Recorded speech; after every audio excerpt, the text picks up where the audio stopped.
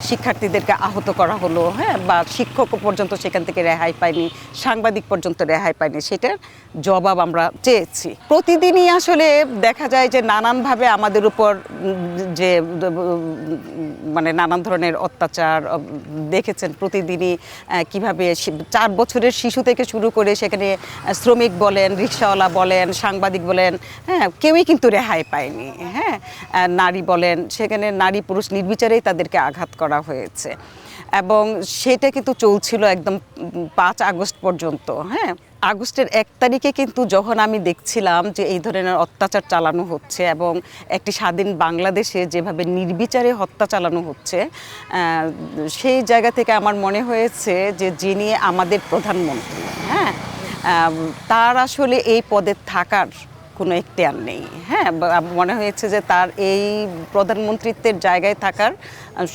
মানে যাবতীয় যোগ্যতা উনি হারিয়েছেন। সেই জায়গা থেকে কিন্তু আমি আগস্টের 1 তারিখে তার ছবিটা নামাই, তখন আমি বাংলা বিভাগের সভাপতি ছিলাম, সেই সভাপতির ওয়াল থেকে। হ্যাঁ, কিন্তু আপনি দেখেন একটি স্বাধীন বাংলাদেশে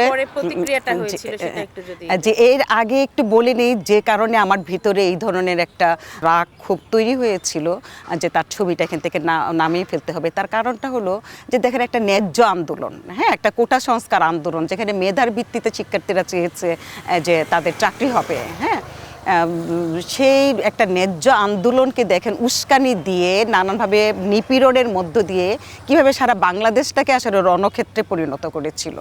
সেই জায়গা থেকে আসলে আমার মনে হয়েছিল যে উনি প্রতিদিন যেভাবে হত্যা করছে এবং নির্বিচারে হত্যা করছে একটা স্বাধীন দেশে, হেলিকপ্টার থেকে গুলি ছুড়ে হত্যা করছে এবং যে বাচ্চাটা ছাদে খেলতে গিয়েছে সেও নিরাপদ ছিল না, তাকেও জীবন দিতে হয়েছে।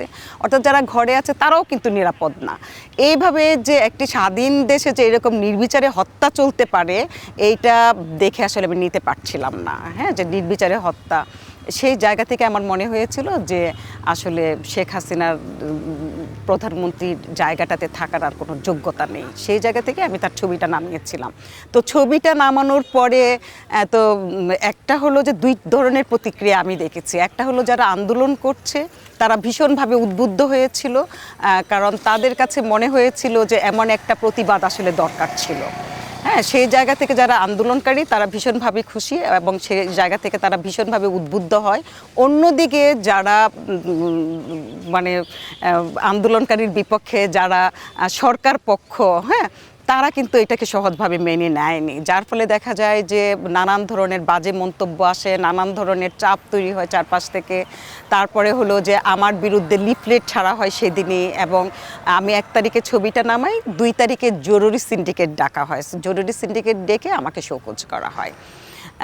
এবং দেখেন যে 2 তারিখে যখন শোকজ করা হয়, একদিকে জরুরি সিন্ডিকেট হচ্ছে, আর একদিকে আপনাদের মনে আছে কিনা উত্তরায় তখন বাড়ি তাক করে করে সেখানে গুলি করা হচ্ছে এবং সেখানে বাচ্চাদের, হ্যাঁ, মানুষদের হত্যা করা হচ্ছে।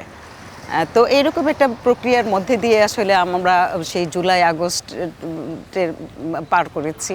এবং দেখেন যে আমি 1 তারিখে যেদিন ছবি নামালাম, 2 তারিখে যখন জরুরি সিন্ডিকেট করে আমাকে শোকজ করা হলো, তারপরেও কিন্তু আমি ভয় পাইনি। হ্যাঁ, 1 তারিখে ছবি নামানোর পরে চারপাশ থেকে যে ধরনের চাপ আসছিল, তো অনেকেই আমাকে বলেছে যে ঘর থেকে আর বের না হতে। হ্যাঁ, কিন্তু আমার মনে হয়েছে এটা একটা ন্যায্য আন্দোলন।